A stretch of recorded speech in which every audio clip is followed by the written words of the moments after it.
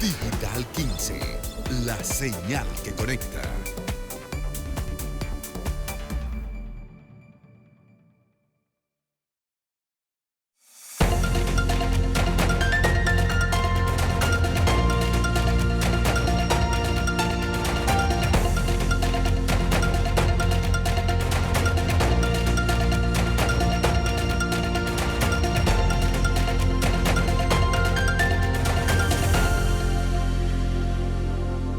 Saludos, muy buenas tardes. Yo soy Rafael Ovalles y esto es Portada Digital, que hoy tiene el honor de recibir a un joven y acreditado político de la República Dominicana, José Horacio Rodríguez. No necesita mucha presentación porque ustedes saben que su mayor carta justamente de presentación fue su trabajo de alrededor de 10 años como diputado. Hoy viene en calidad de exdiputado, pero ustedes saben también que es el presidente del partido Opción Democrática, un partido que tiene una gran masa de juventud y que dice que apuesta a la buena política. En vez de yo decir que es abogado, que es político y que es diputado, lo mejor es preguntarle en qué está la buena política, José Horacio. ¿Cómo va? Primero debo decir que el honor es mío, don Rafael, de estar invitado aquí en Portada Digital y compartiendo en esta tarde con usted y con toda la audiencia que nos sigue. Bueno, la buena política es lo que hace falta en República Dominicana. Las últimas mediciones dicen que hay mucho desencanto con el actual gobierno, en sentido general, que no hay liderazgos que despierten esperanza.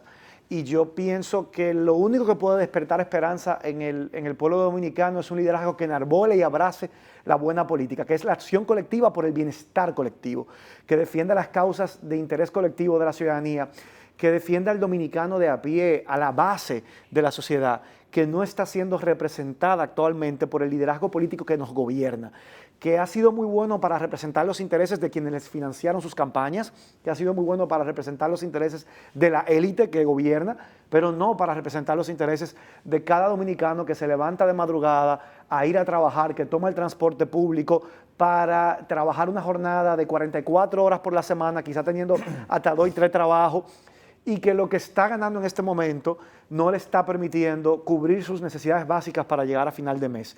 A esas familias dominicanas no hay nadie que esté apelando, no hay nadie que esté defendiendo o representando sus intereses en los espacios de toma de decisión. Y de eso se trata la buena política, de llevar a los espacios de toma de decisión a quienes representen esos intereses de esas familias dominicanas. Pero ¿quién está convenciendo a esas familias dominicanas? ¿Quién le está orientando? ¿Quién la está formando en esa línea, en ese sentido?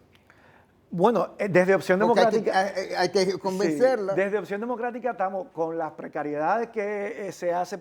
con las precariedades de un sistema político desigual e inequitativo e injusto, llenando ese vacío, realizando encuentros, haciendo visitas, haciendo reuniones, dialogando y conversando, visitando las diferentes provincias para poder conectar y dar respuesta a esa desesperanza, canalizarla para que no se traduzca en un estallido que nadie quiere ver en República Dominicana, como ha pasado en otros países de América Latina, sino que se traduzca y se canalice en una alternativa política de transformación. Y hablo de transformación porque ya nadie cree en el cambio. Entonces hablo de transformación para hacer del Estado Dominicano una estructura al servicio de la gente, no al servicio de las élites que gobiernan, sino al servicio del dominicano, que garantice salud digna, hospitales que funcionen, a donde se pueda ir si uno se enferma, si tiene un familiar que se enferma, y encuentre una atención digna. Y que no haya que buscar un enllave político para que entonces le den una habitación o un espacio de mayor beneficio o comodidad. Claro, porque a mí, yo como diputado recibí muchas llamadas de personas que me pedían ayuda para conseguirle una cama en un hospital, pero eso es una democracia que no funciona. Si hay que Eso no es llamar a un democracia, legislador exacto. para que se pueda dar apertura a una cama en un hospital, quiere decir que la democracia no está funcionando. Y Pero para- quienes somos demócratas tenemos que reivindicar, no, lo que pasa es que eso no es democracia. Necesitamos más y mejor democracia. Hay que explicar la Claro. democracia y hay que explicar. Yo trabajé, por ejemplo, con Danilo Medina y la gente lo sabe, y yo le decía, presidente, pero se está repitiendo mucho el discurso, y decía, bueno, es la única manera de orientar y de concientizar a la gente. O sea, que la democracia no está funcionando, pero ¿qué es la democracia? Entonces, es justamente lo que tú, no, lo explicaba. Claro, hay que machacarlo. El gobierno del pueblo para servir al pueblo. Si el gobierno que tenemos no emana del pueblo ni está sirviendo al pueblo, pues eso no es democracia. Y queremos nosotros construir verdadera democracia. Devolverle el poder a la gente. Porque la gente que coloca a los políticos donde están ejerciendo poder, Claro. entonces Y esos el políticos tienen político que sin depender gente no va para parte. para ningún lado. El problema es que, a ver, hay la mala política, y por eso nosotros lo diferenciamos, utiliza a la gente. Y por eso la gente se siente utilizada y engañada. Y si puede, se aprovecha de un político porque siente que el político se aprovecha de la gente. Esa es una relación tóxica que hay que superar. Y por eso nosotros decimos, bueno, la receta es la buena política. Cambiar la lógica y el chip de la ciudadanía. Que cuando te inviten a sumarte a un proyecto político, si la pregunta automática es el que hay para mí, ¿dónde está lo mío? Eso es mala política. Claro. Eso nos va a mantener en el atraso que vivimos hoy. Ahora, si la lógica es cómo O servimos, peor. cómo contribuimos, qué yo puedo aportar para que el país avance, para que las instituciones funcionen, para que lo que es de todos llegue a todos, ahí estamos hablando de buena política y eso requiere un cambio de chip.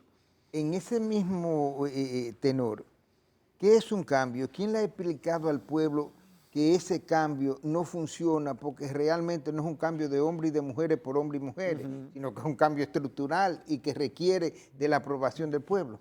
Sí, qué bueno que usted lo señala, porque ese cambio que experimentamos en el 2020 fue un cambio de personas, cambiamos a unos por otros, pero Y entonces a todo veces siguió igual uno o por peor. otro más malo. Más malo, exacto. Entonces el curso del país, hoy, si uno sale a preguntar, la mayoría del dominicano te va a decir, esta mañana estaba yo en el gimnasio, un espacio donde la gente no va a hablar de política, la gente va a hacer ejercicio. Pero bueno, entre un ejercicio y otro y descansando. Pero si le hablas de política y de pelota, te escuchan. Sí, de una vez, sobre todo ahora que ya comienza la pelota, ahí comienzan las divisiones. Pero esta mañana surgía el tema y decían la mayoría de quienes estaban allí, pero es que yo hoy estoy viviendo peor que lo que yo vivía hace unos años atrás. Me siento que voy más apretado, que voy más forzado, que el dinero me rinde para menos, que mi negocio está siendo menos productivo. Entonces, eso tiene que ver con la política y eso tiene que ver que hemos apostado a una mala política.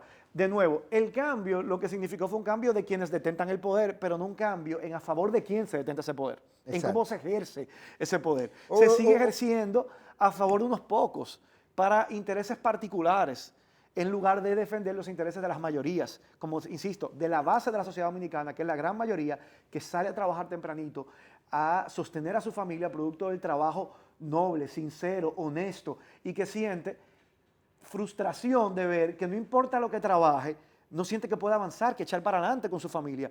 Y yo pienso que nosotros no estamos condenados a ese fracaso de sociedad, pero para eso necesitamos buena política. Claro, buena política y buen apoyo. Pero hay una cosa que creo que es el mayor problema de la República Dominicana o uno de los mayores y que no se trabaja socializando y buscando el consenso entre la población, que es la desigualdad.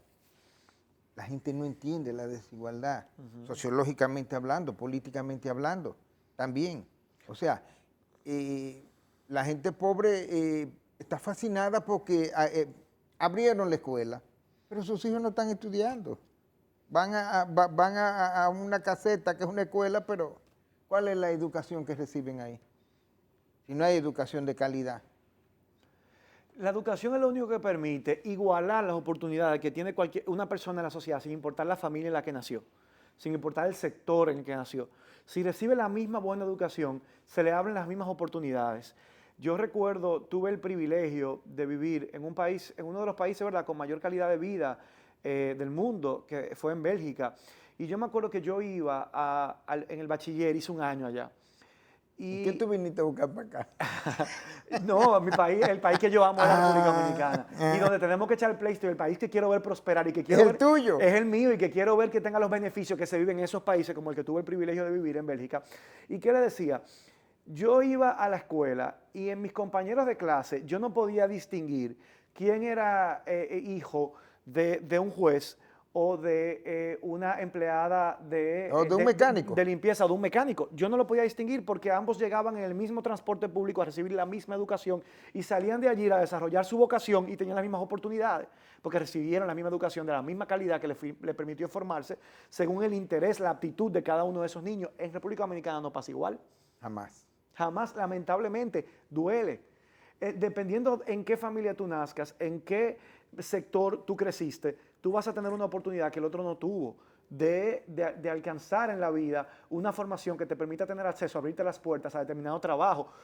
Yo quiero vivir en una República Dominicana donde cada niño, no importa que nazca, en la loma del distrito municipal de José Francisco Peña Gómez Pedernales, que está casi abandonado ya eso, uno ve las casas tan vacías, o que nazca aquí en el centro de la ciudad y pueda ir a un colegio privado de Piantini, y que reciba la misma educación y por lo tanto va a tener las mismas oportunidades en la vida. Claro. Esas sociedades existen y no son como quieren a veces hacer creer que no, esos son países comunistas. No, estamos hablando de países de Europa que tienen de los mejores índices de calidad de vida a nivel global y es así como funciona.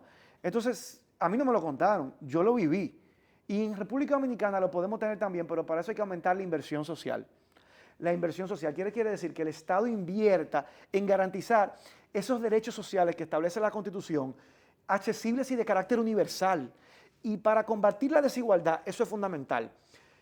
Hay un informe reciente de la CEPAL del año 2022 que hace un estudio donde República Dominicana dice que el 1% de la población, el 1% más rico de la población dominicana, tiene el doble de la riqueza que la mitad más pobre de la población dominicana.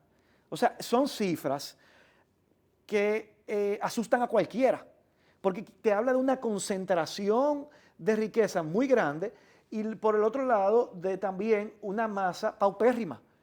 Esta es una economía, la dominicana. Y no era un 1 y un 99, el 1% no, tiene... No, porque luego hay una franja, ¿verdad?, en el medio, okay, que ostenta todavía quizás... La clase media. Que la clase media se divide en media baja, media alta, y dentro de cada una hay diferentes realidades, pero la base de la sociedad más pobre, el 50% más pobre, tiene la mitad de la riqueza que el 1% más rico. Exacto.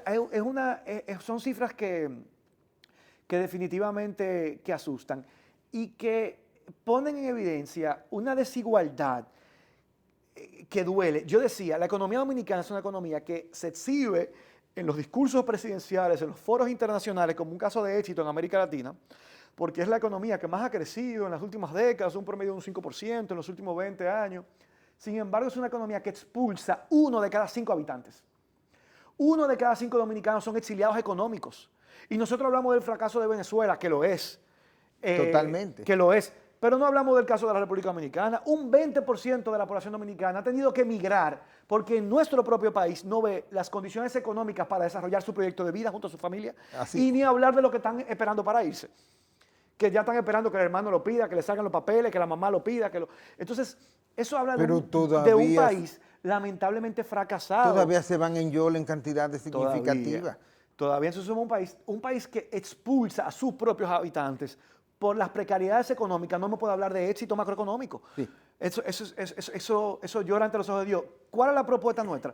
Hay que comenzar a distribuir mejor la riqueza.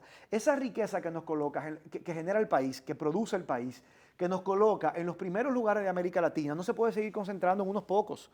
Hay que comenzar a distribuirla mejor. Hay 2 maneras en la sociedad de distribuir mejor la riqueza. ¿Cuáles son esas 2 maneras? O a través de promover políticas que permitan subir los salarios, mejorar la política, la oferta salarial, y nosotros estamos en la base de América Latina, entre los 3 países con peores salarios, o a través de los sistemas tributarios, del pago de impuestos. ¿Cómo esas grandes empresas o grandes sectores o actividades económicas que generan lucro le aportan al Estado ingresos a través de tributos para que el Estado lo devuelva a la ciudadanía traducidos en acceso al agua potable a través de acueductos garantizando que el agua llegue a cada hogar, a través de hospitales bien equipados, con personal médico capacitado, bien entrenado, que ofrezca servicios dignos de salud, a través de escuelas que ofrezcan educación al primer nivel. La famosa calidad, la educación de calidad. La inversión social. Exactamente. La inversión social. Entonces, pero esa inversión social cuesta. requiere de recursos.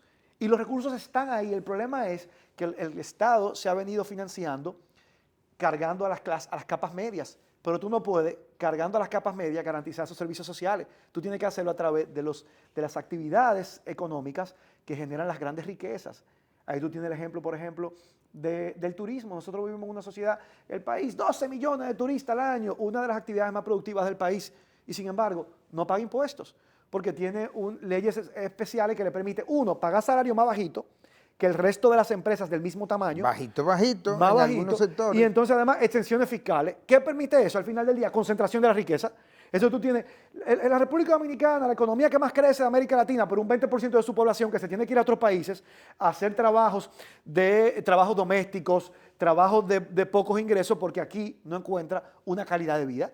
Entonces nosotros al final somos un país de mantenido, porque ese dominicano se va a trabajar afuera, a mandarle a su familiar aquí unos dolaritos mensuales. Entonces nosotros somos un país de mantenido.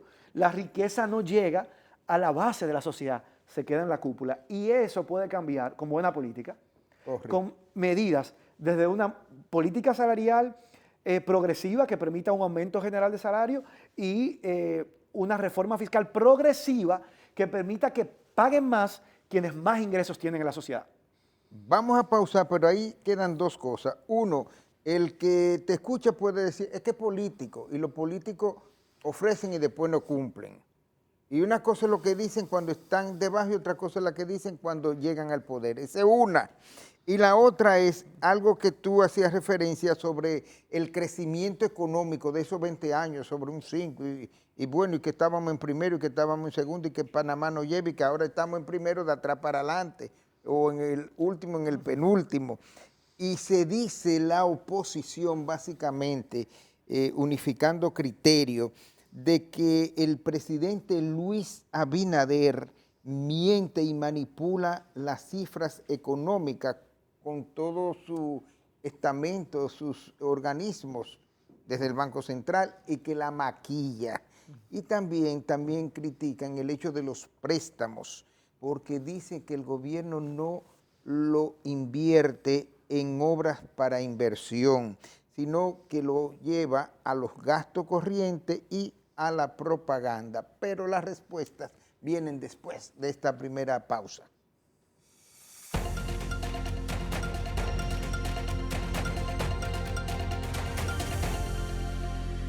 En Copnama, cada historia comienza contigo, nuestro socio.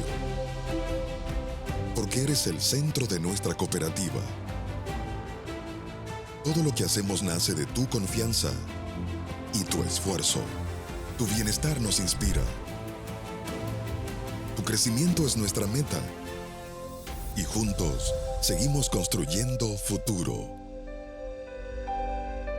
Porque aquí el socio es el corazón de todo lo que hacemos. Copnama, un esfuerzo colectivo del Magisterio Nacional.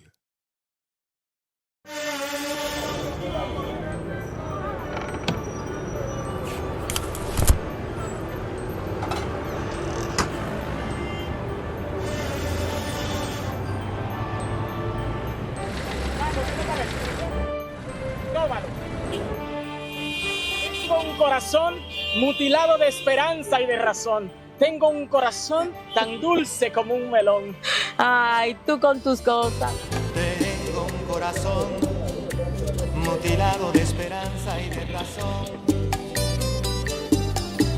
Tengo un corazón que madruga donde quiera.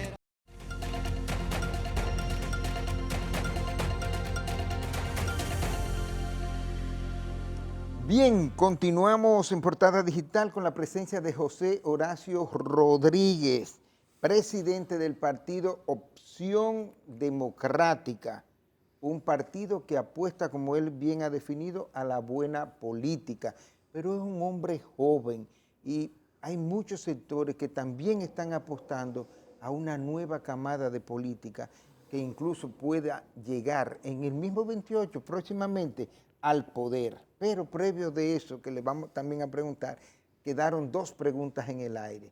Yo creo que tú como joven, yo soy un señor mayor y se me olvidan, pero hablábamos de la parte de la economía y que decían que el presidente Luis Abinader maquillaba y manipulaba y hablaba mentira cuando tenía que hacer uso de las estadísticas, de las cifras, de los números del Estado, como muchos de sus funcionarios, que también hablan de cifras y no investigan. Y te puedo poner ejemplos. La otra era los préstamos. Sí. Bueno, sobre el tema del endeudamiento, es preocupante. Y sí, vimos un dimes y diretes del gobierno y la oposición sobre quién se había endeudado más, si el actual gobierno o las pasadas gestiones del PLD. Y lo cierto es que ambas han tenido altos niveles de endeudamiento. Sin embargo, ha habido en estos 5 años del gobierno del PRM un aumento neto de la deuda pública en más de 1.300 millones de dólares. ¿Qué quiere decir?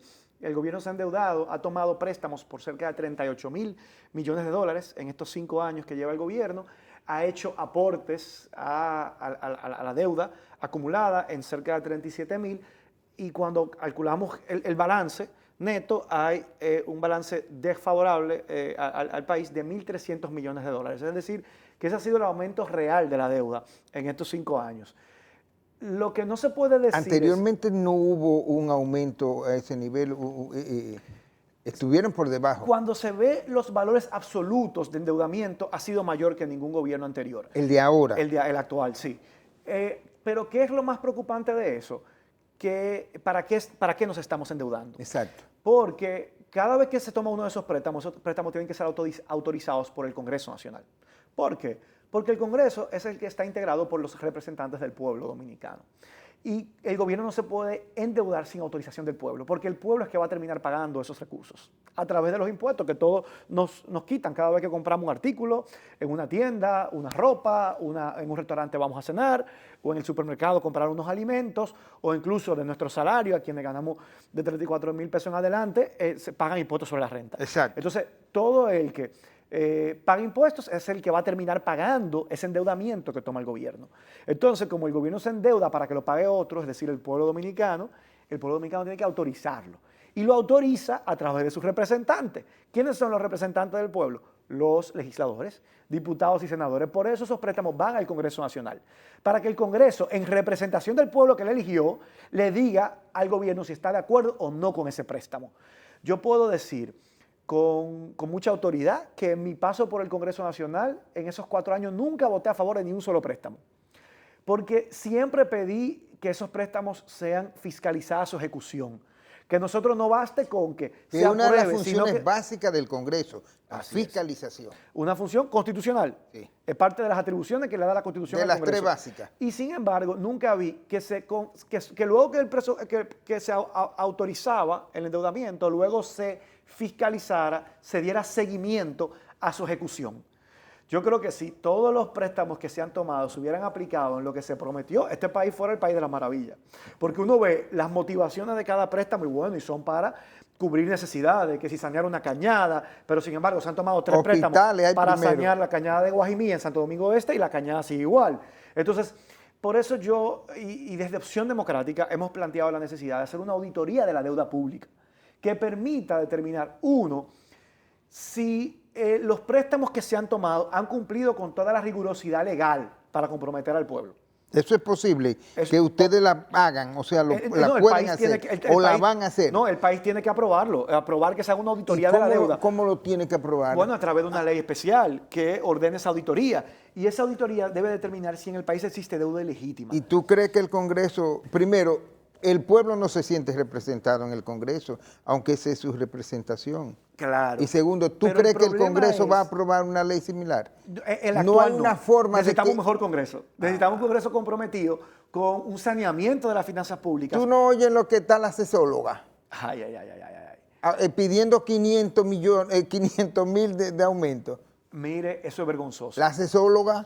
Eso es vergonzoso. En vez de ponerse a estudiar. No, o en vez de ponerse a exigir mejores salarios para sus representados. Exacto. Porque esa legisladora representa a miles de ciudadanos de la demarcación por la cual ella fue electa. ¿Y cómo San Cristóbal vota por una persona así? Y esos ciudadanos merecen, eso es vergonzoso. Yo estoy seguro, el salario promedio en la República Dominicana en el primer trimestre de este 2025 ronda los 21.000 pesos. El salario promedio. El promedio. Quiere decir que hay muchos que están por debajo. Son 14 salarios, 12. Y la canasta básica promedio ya está llegando casi a los 50.000 pesos, 47.000 pesos. Y con 21.000 tú puedes comprar la canasta. Imposible. Entonces, esa señora tiene el descaro de plantear una situación como esa para decirse que ella necesita comprarse ropa. O sea, y maquillaje y creo pestaña postiza. Que un partido que se respeta debe llamar a capítulo a una representante que le salga con eso a la ciudadanía. Porque insisto, quienes forman parte de la comunidad que ella representa, yo estoy seguro que están pasando trabajo. Son familias que se levantan de madrugada a trabajar, hambre, a pagar transporte público para llegar a un trabajo, trabajar 44 horas a la semana y no le alcanza ni siquiera para cubrir la mitad de una canasta básica. Y ella, que gana quizá 20 canastas básicas al mes o más, o 30 o 40 canastas básicas al mes, eso está pidiendo que a ella le suman los salarios, pero usted está llamada, según la Constitución, a representar al pueblo que le eligió. Usted no representa sus intereses individuales o particulares. Usted representa los intereses de una colectividad de miles de ciudadanos que decidieron elegirle a usted como representante y como su voz ante el espacio donde se toman las decisiones. Por eso es que la gente pierde la fe en los políticos, pierde la fe en la democracia. Porque esa señora no está representando a sus representados en su demarcación. Está pensando en cuarto. Está representando su bolsillo. Para comprar pestañas postizas. Esa representación es la razón que nos hace a nosotros movilizarnos cada día desde Opción Democrática a levantar las banderas de esa buena política de la que venimos hablando, porque queremos ver representantes defendiendo los intereses del pueblo y no los de intereses individuales. Y lo hemos demostrado. Usted lo decía, ¿cómo creerle? Porque quien te ve hablando va a decir, ese es un político más. Yo puedo hablar con coherencia. Tú tienes 10 años de experiencia. 10 años de construcción partidaria, porque celebramos 10 años de Opción Democrática el pasado mes de agosto en la construcción de un proyecto político. Pero tuve 4 años de experiencia en la Cámara de Diputados en los que puedo exhibir la coherencia de que lo que defendí lo cumplí. De que dije, no voy a tomar fondos de barrilito y de cofrecito, porque esos fondos, el Congreso no está para eso. Me paré frente al Congreso con un hacha en la mano, rompí un barril y en 4 años no tomé un peso de esos fondos. A pesar de que eso significa competir en condiciones de desigualdad con los colegas que sí lo usan, esos fondos. ¿Entiendes? Entonces, puedo pararme aquí ante esta tribuna, hablarle al pueblo dominicano con la coherencia de haber cumplido con lo que prometí, con lo que dije que iba a hacer. Un legislador que le salió barato al pueblo dominicano y productivo. Eso es lo más muy importante, productivo. la ¿Qué es más producción? importante todavía? Nosotros logramos que se aprobara la ley que prohíbe el matrimonio infantil. Nosotros logramos salvar más de 6 millones de metros cuadrados de área protegida en el paisaje natural de Cabo Rojo en Pedernales, porque exigimos que se modificara un contrato que había mandado el Poder Ejecutivo que incluía millones de metros cuadrados de áreas protegidas. Nosotros logramos que en la Cámara de Diputados se aprobara, faltó el Senado, la ley que le da a los empleados privados 10 días de licencia de paternidad. Hoy el código solamente le da 2. Pero claro, yo digo, como legislador tú tienes una responsabilidad de medios, no de resultados.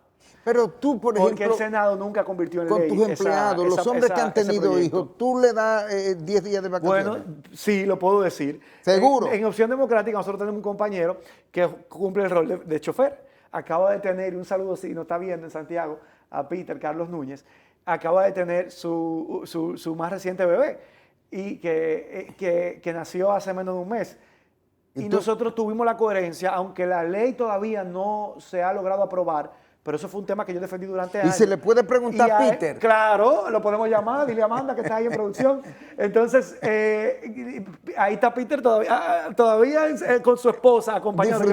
Disfrutando de ese derecho que deben tener los padres dominicanos. Qué bueno, qué bueno. Si tienen un bebé que nace, no tener que ir al otro día a trabajar. Y eso nosotros logramos que la Cámara de Diputados lo aprobara y dio trabajo. Y no solamente el derecho, sino lo que significa desde el punto de vista emocional para ese niño que esté bajo la sombra de su papá y de su mamá, el cuidado de ellos de esos días. El interés superior del menor, la madre, que no es lo mismo una madre recién parida con una cesárea, sola en la casa con ese bebé, que con su marido cuidándola, apoyándola y acompañándola.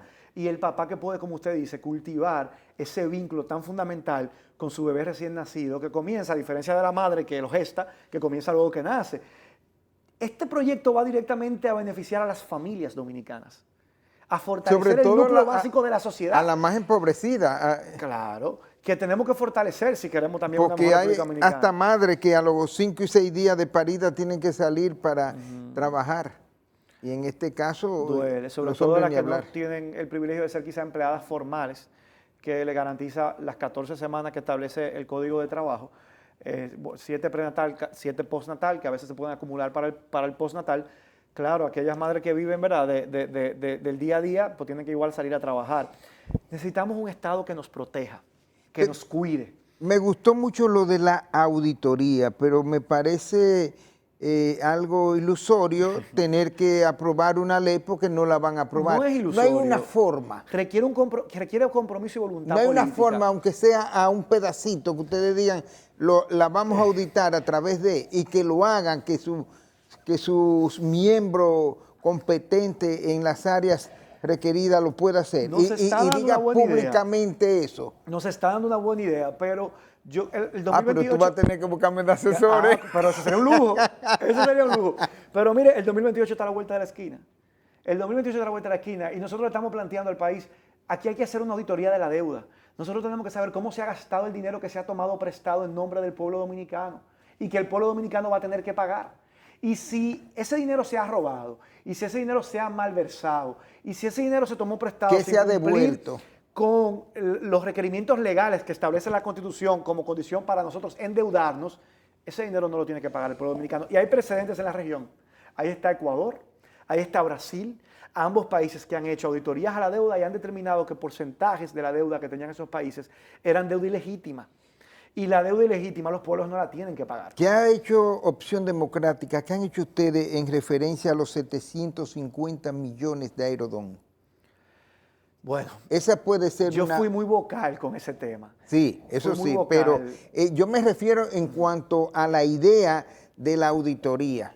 No, esa auditoría tiene que hacerse y nosotros la hemos exigido. De hecho, yo voté en contra. Si le exigen no la van a lograr, ¿eh? Usted lo que tiene es que coger el sartén por el mango y hacer algo ustedes mismos. Estoy de acuerdo. Mire, documento, ¿para qué eran esos cuartos? Ese contrato, ¿qué se ha hecho? ¿Cuáles se han hecho? Para poderlos renovar de manera anticipada, 7 años antes de que concluyera, hubo que modificar la ley. Es una deuda. Se modificó la ley de compras y contrataciones para poder renovar ese contrato sin pasar por una licitación que puedan aplicar todas las empresas que quieran aplicar para administrar nuestros aeropuertos, sino para dársela de la misma empresa que ya lo venía administrando durante ya 23 años o más, 20 y pico de años. Y eso fue muy indignante estar ahí adentro y ver cómo eso se aprobó. Porque ni siquiera se nos dio a los diputados en ese momento para que podamos tener el informe de la comisión que estudió ese contrato, ni siquiera por 24 horas para poderlo aprobar. Y yo descubrí, y lo denuncié en el Pleno, que ese contrato tenía anexos en inglés, que no habían sido traducidos. Anexos en inglés. Correcto. Y los anexos forman parte integral del contrato. Eso es como dicen, que la letrica chiquita de los contratos, los abogados, es lo que tú tienes que leer. Entonces, esos anexos en inglés. En la Cámara de Diputados en inglés sin ser traducido. Y yo pedí tiempo para que sea traducido. Y yo me acuerdo que destaqué que el único diputado del oficialismo, del PRM, que me apoyó para que se diera más tiempo, para que se tradujera y se analizara a profundidad esos anexos, fue Bertico Santana, que no sigue en la Cámara de Diputados, pero que era diputado por Santo Domingo Este. Y lo destaqué y dije, mira, lo quiero felicitar porque fue el único diputado del gobierno que dijo, no, espérate, esto hay que analizarlo mejor. Y esto hay que dar más tiempo para estudiarlo y para que se traduzcan y para que todo esté claro. ¿Dónde está Bertico Santana? Yo creo que él está nombrado como cónsul en Estados Unidos. En Nueva Jersey, sí. Pero eso fue un premio de consolación. Él no se repostuló. Ok. La pregunta era porque muchas veces los diputados, los senadores que son buenos, que se saben, que trabajan cumpliendo con sus responsabilidades, la gente no los reelige. A veces pasa. Y por eso es que yo insisto en la primera parte de esto, el de la orientación, el de la educación, el de explicarle los derechos. La gente no sabe cuáles son sus derechos y por tanto no lo exige. Y por eso yo siempre digo y destaco también que la buena política tiene una labor pedagógica, claro, de educación a la ciudadanía para poderle explicar estos temas y así que entienda y comprenda cómo le afectan las políticas públicas, las medidas que toma el gobierno. A veces, y cuando la gente entiende cómo le afecta, ya no sigue desentendiéndose de la política. Claro que no. Porque cuando la gente entiende que hasta la ropa que se pone, que lo que compra, que el súper, que todo, que el tránsito, que los ahorros, que todo está impactado por la política, hasta cuando se va de viaje y paga una tasa aeroportuaria que está incluida en el pasaje y no lo sabe, la seguridad que tiene cuando sale a la calle, la luz que le llega a la casa o el agua, todo tiene que ver con política. Y cuando la gente lo entiende, ya no te vuelve a decir de que no, a mí no me interesa la política, yo no quiero saber con eso, yo no quiero saber de eso, porque entiende que la política le afecta de una manera o de otra. Aún usted entienda que tiene sus problemas resueltos, le afecta. Porque hay problemas que no se solucionan desde lo individual. Vamos a poner el ejemplo del tránsito. ¿Quién puede decir que se pasa las horas que sufre en un tapón? Que dice, no, yo no tengo que ver con la política, a mí la política no me importa. Bueno, pero parte de las razones por las cuales hay el tráfico y el tránsito que hay, que cada día está peor, es porque no hemos desentendido de la política. Y el tránsito, por ejemplo, hace falta un sistema de transporte público colectivo de calidad, eficiente, digno para movilizarse en la ciudad. No es un carro ya se habla de una transporte solución individual. Exactamente. Mientras no hay si lo que andamos buscando una solución individual, cada día se va a empeorar el problema. Claro. Porque si tú a cada habitante de la ciudad le buscas un vehículo privado, pues no va a caber donde ni siquiera dejar parquear el carro por la noche. Nadie va a tener. Ahora, todas las ciudades, incluso de los países desarrollados, que han optado por el transporte colectivo, pero para que la gente lo use, tiene que ser digno, tiene que ser eficiente, tiene que ser seguro, tiene que garantizarte una movilidad sostenible, complementaria, que haya aceras seguras por donde caminar, que no haya el miedo de que te vayan a atracar cuando tú sales a la calle, que haya un sistema complementario de autobuses al transporte masivo como el metro. Y así usted se ahorra tiempo, se ahorra dinero y usted va a ver que la gente va a comenzar a decir, no, para yo trabajar dejo el carro en mi casa, lo uso en la noche si quiero salir con la familia o en el fin de semana para pasear o si me voy de la ciudad, pero para ir a trabajar todos los días no, me voy en el transporte público porque funciona bien, llego más rápido, llego cómodo y llego seguro. Es la única manera. Entonces ese es un ejemplo de un tema que la gente, yo tengo mi problema resuelto, ¿no? Ese problema no lo puede usted resolver de manera individual. Solamente tiene una solución colectiva. Además, las soluciones colectivas se hacen a través de la política. Esos problemas resueltos en su mente. Sobre todo esas personas en los barrios que dicen, no me interesa la política, yo no vivo de la política. Y que tienen sus problemas resueltos. Pero la política se mete con Pero usted. cuando van a un hospital o cuando van a una escuela, no tienen... Sufre las consecuencias de no interesarse por la buena política. Yo no sé si tú escuchaste hoy a la señora que en una clínica no de alto nivel para internarle a un niño que parió o hacerle algo a ella, le pedían 300,000 pesos de ¿cómo se llama? De depósito. De depósito. Una clínica con mucha demanda aquí en la capital, pero no es una de las principales. Y lo triste es que ese es el pan nuestro de cada 300,000 pesos para hacerle una cesárea, para algo así que tiene que ver. Y aquellos casos de cuando se te fallece un pariente, que si tú no consigues una cantidad de dinero no te lo entregan. O sea, la salud se ha vuelto una mercancía más, un negocio en la República Dominicana. Pero la Constitución dice que la salud es un derecho. Claro. Vamos a hacerlo efectivo. Y muchos países han logrado. Ni siquiera nos vamos a ir a Europa, a Canadá, que son países. Vámonos, por ejemplo, para Brasil.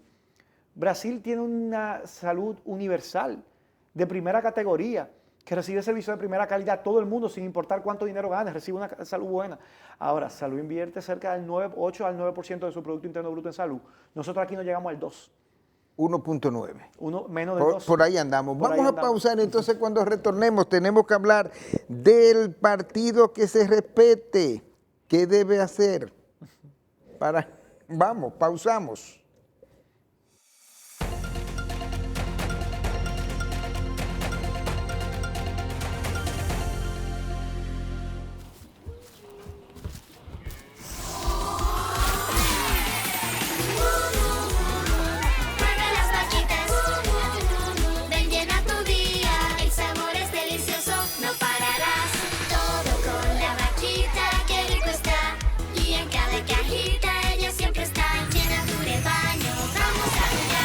Con Leche La Vaquita hay una vaquita en cada sorbo. Acumula stickers y llévate toda la colección. Canjea en tu supermercado más cercano. Más detalles en ricacomunidad.com. Hagamos la vida más rica. Con mucho sabor.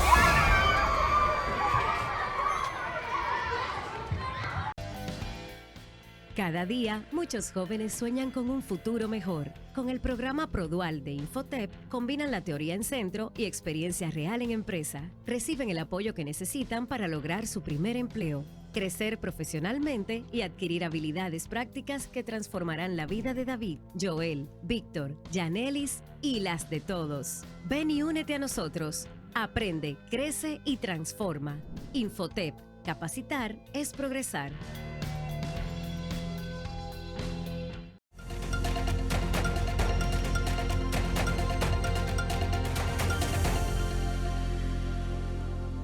Bien, llegamos a la recta final de Portada Digital con la presencia del presidente del partido Opción Democrática, José Horacio Rodríguez. Un hombre que ha aprendido a hacer política, pero también la hereda. Y escudriñen para que ustedes vean de dónde viene este hombre y de la calidad de persona que traen detrás de él, para que realmente entiendan por qué hizo lo que hizo cuando fue diputado 4 años. Pero bien, ahora sacando una expresión que tú utilizaste ahorita sobre que un partido que se repite tal cosa, yo te digo, por ejemplo, el PRM se respeta cuando debe revisar de antemano toda su membresía vinculada con el narcotráfico, pero igual a los demás, partidos. Porque si hay ahí, tiene que haber en otro, aunque en menores cantidades. Sí, pero lo del PRM en el gobierno. Yo estoy convencido de que los partidos políticos deben ser ese filtro en la sociedad de quién se presenta a un cargo de elección popular. Y cuando se te cuelan tantas personas vinculadas al crimen organizado, a delitos tan graves como el narcotráfico, y no estamos aquí especulando, está comprobado, son varios los legisladores nacionales e internacionales y regidores que incluso han sido asesores, que han sido detenidos en los Estados Unidos con pruebas en la mano, con juicios procesados por vínculos al narcotráfico. Cuando a ti se te cuelan tanto, usted está fallando en ser ese filtro de la sociedad. O sea, yo debo dar la cara por lo que yo le propongo a la sociedad. Si yo presento una serie de candidaturas, como Opción Democrática, que es un partido que yo presido, yo debo dar un mínimo de garantías de que esta persona cumple con un mínimo de seriedad. Ahora, claro, no quiere decir que no se te pueda escapar algo, nadie es perfecto, pero cuando tú te encuentras con tantos casos, tú dices, no, espérate, algo está fallando. Tú estás presentando lo que sea. Tu único criterio para presentar candidatos como partido político no puede ser que tengan mucho dinero. Ese no puede ser el único criterio, pero parece que es el único criterio que han aplicado algunos, y en el caso del partido que nos gobierna. Usted tiene mucho dinero, pues usted puede ser candidato. No, sin investigar. Y en el caso del sin partido investigar de gobierno, de dónde viene ese dinero. No tiene excusas, porque el partido de gobierno tiene acceso a los organismos de inteligencia del Estado, a toda la información pública que permite investigar y de dónde viene el dinero de cada persona.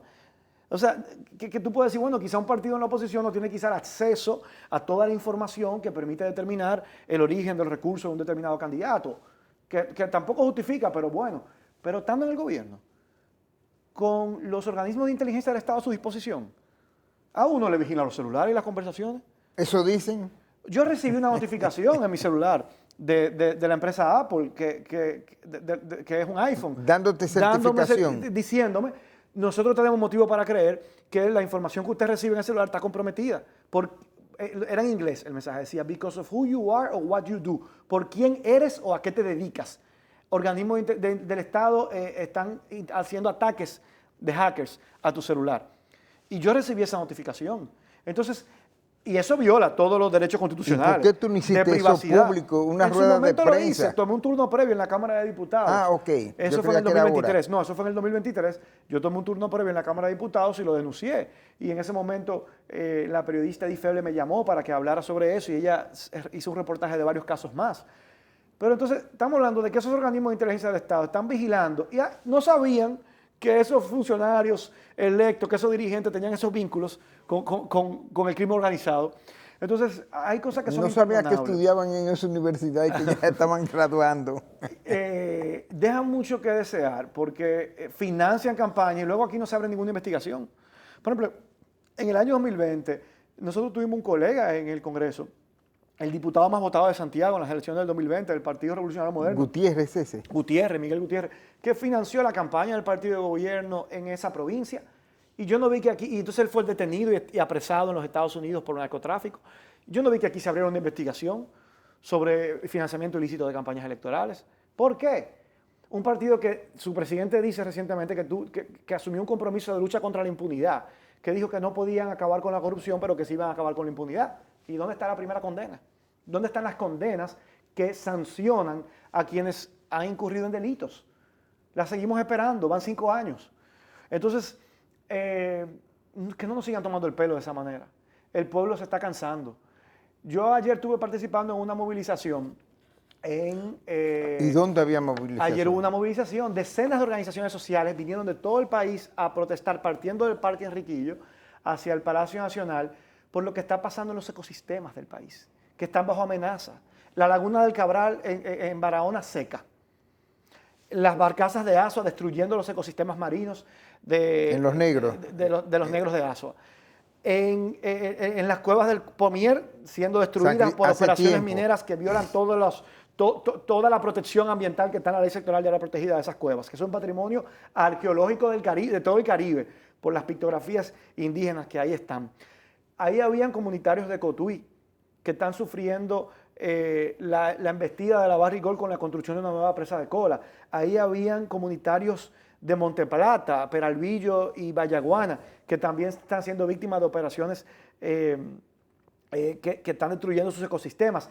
Ahí había también de San Juan de la Maguana, donde hay pretensiones de abrir una nueva mina de oro. La mina. Entonces, de toda la geografía nacional vinieron y se movilizaron en una marcha multitudinaria en el día de ayer, exigiendo al gobierno, el manifiesto se titulaba "Ya basta de abusos". Ya basta de abuso por el agua y por la vida. Marcharon todas esas organizaciones sociales y allí estuvimos acompañando al pueblo en su lucha. Ese es el rol que nos toca hacer desde el agua y canalizarlo, darle un brazo político a esa lucha social para traducirlo en políticas que nos permitan preservar y defender el agua, los ecosistemas, que es lo mismo que defender y preservar la vida. Que ya hay mucho seco. Pero y lo que se prevé con el calentamiento global, la comunidad científica a nivel mundial ya tiene el consenso de que la República Dominicana estamos entre los 10 países del mundo más vulnerables a los efectos del cambio climático, lo que significa en aumento de las sequías, que significa a su vez un desafío para poder seguir garantizando soberanía alimentaria para nuestros productores agrícolas. Entonces, son temas muy serios de lo que estamos hablando. Dame un minutico sobre la reforma fiscal. Tú sabes que el ministro de Hacienda, el señor Magín Díaz, está consensuando con diferentes sectores la búsqueda de una reforma fiscal. Dice que hacen falta las condiciones políticas y sociales para lograr esa reforma fiscal. Pero falta el consenso. ¿Tú crees que en estos momentos el pueblo aguanta una reforma fiscal, no importa el tipo que sea de reforma? Lo que yo tengo claro que el pueblo no aguanta es un vulgar aumento de impuestos. Eso no lo aguanta el pueblo dominicano. Ahora, una reforma fiscal que revise la calidad del gasto, que revise algunas exenciones fiscales, o sea, desde arriba, que tome medidas para también combatir la evasión fiscal. Eso sí es necesario en la República Dominicana. Y manda una buena señal que el ministro de Hacienda haya dicho, porque hay que reconocerlo cuando se manda una señal en el sentido correcto, de que cualquier reforma fiscal tiene que tener un carácter progresivo. Es decir, que grave más a quienes en la escala de ingresos más ingresos tienen. Más, exacto. Eso manda una señal positiva, porque las reformas que se presentó el gobierno en ocasiones anteriores, que ha hecho 2 intentos fallidos de reforma fiscal, no tenían ese carácter progresivo, sino que tenían un carácter bastante regresivo, donde tenía una gran carga sobre las capas medias y bajas de la sociedad. Entonces, ahí va mi respuesta a su pregunta. 1, revisión de las exenciones fiscales. Combate a la elusión y a la evasión fiscal y también una revisión y mejora de la calidad del gasto público. Sí. Tú decías que la canasta familiar anda por los 45,000 y hacías referencia... No, por encima, ya va por los 47,000 pesos, según el Banco Central. 47, y hacías referencia a un salario mínimo de 21,000. ¿Cómo le está pasando al pueblo? Aquí hay como 15 salarios mínimos y eso es algo que nosotros nos proponemos unificar. Nosotros no podemos seguir dándole privilegios a sectores de la economía que paguen salarios más bajitos, a pesar de que son empresas grandes y productivas. Por eso nosotros hablamos de que los salarios tienen que unificarse, que tienen que estar atados al costo de la canasta básica familiar y comenzar a unificarlos. El promedio de 21,000 pesos, por aquí hay salario pero ¿cómo está viviendo la gente de hasta con 10,000 y eso? 12,000 pesos. Desde tu punto el más de bajito vista, es del sector público. ¿qué te dice opción está mal pasando. democrática? El pueblo está mal pasando, está hastiándose y aquí están dadas las condiciones para que en cualquier momento pueda haber un estallido social. Por eso hacemos el llamado de atención de que aquí tiene que haber una reforma salarial profunda.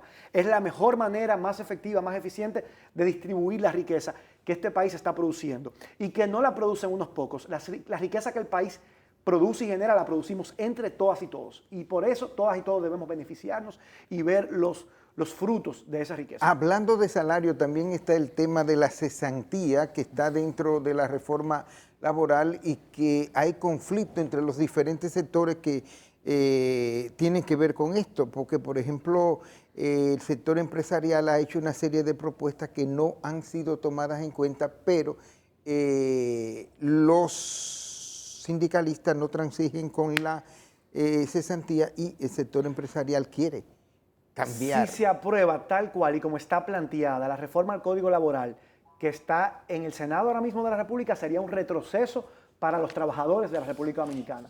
Nosotros tenemos que hablar en este momento de reducción de la jornada laboral, de aumento de los días de vacaciones al año, de aumento de la licencia de paternidad, de reforma a la política salarial para que esté atada anualmente a la inflación y que cuando se hable de los ajustes salariales y que cuando se hable de aumento de salario, sea aumento del salario real, no que alcance el aumento del costo de la vida. Esas son las reformas que tenemos que estar hablando si queremos avanzar hacia una reforma laboral que signifique un avance para las grandes mayorías de la República Dominicana. Lo que está planteado en ese Congreso sería un retroceso y lamentablemente esperemos que no se apruebe tal y cual como está. Bien, agradecer la presencia del presidente del partido Opción Democrática, José Horacio Rodríguez, quien ha compartido durante el día de hoy Portada Digital. A ustedes también, las gracias por siempre estar ahí pendientes a nosotros y nosotros pendientes a ustedes, porque por eso ya mañana a las 6 en punto estaremos acá de nuevo. Dios mediante. Gracias.